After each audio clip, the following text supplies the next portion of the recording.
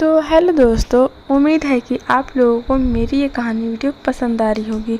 मेरे आज की कहानी का शीर्षक है कौन थी वो। तो चलिए शुरू करते हैं।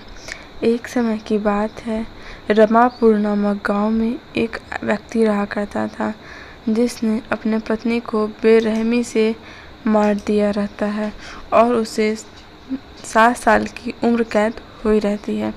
जब वो 7 साल बाद जेल से छूट के आता है तो उससे एक लड़की बीच में टकराती है। घना बारिश होता रहता है और वो उससे लिफ्ट मांगती है और वो उसे लिफ्ट दे भी देता है श्याम, और कहता है कि तुम्हारा नाम क्या है। तो वो लड़की बोलती है, मैं अभी तुम्हें कुछ नहीं बताऊंगी, बस मैं तुम्हें जैसे जैसे बोलूँगी तुम मुझे वैसे वैसे मेरे घर तक ले चलो।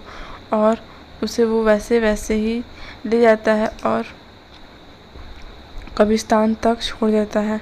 उसके बाद वो लड़की पीछे मुड़ के नहीं देखती है और धीरे धीरे वो लड़की चली जाती है। उसके बाद जब वो अपने घर आता है तो जिसे दूसरी बार शादी किया रहता है उसको सारी बात बताता है कि मेरे साथ ऐसा ऐसा हुआ, एक लड़की मुझसे टकराई, वो मुझसे जैसे जैसे बताई वो वैसे वैसे चली गई।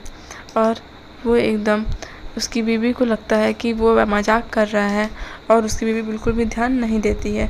धीरे धीरे उसको वो लड़की हर जगह दिखने लगती है और उसकी बीवी को फिर भी वो बात मजाक ही लगता रहता है। और धीरे धीरे वो लड़का एकदम पागल हो जाता है, इतना पागल हो जाता है कि उसको अपने आप पे काबू ही नहीं रहता है।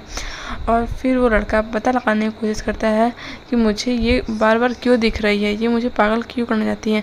तो जब वो लड़का धीरे धीरे ये सब बातों का पता लगाने की कोशिश करता है तो इसे ये बात पता चलता है कि जो उसके 7 साल पहले बीवी थी वो उसकी वजह से मरी थी, उसकी वो जुड़वा बहन है और जो उसका बदला लेने आई है, और जो उसकी बीवी बन के उस घर में रह रही है वो उसकी तीसरी बहन है।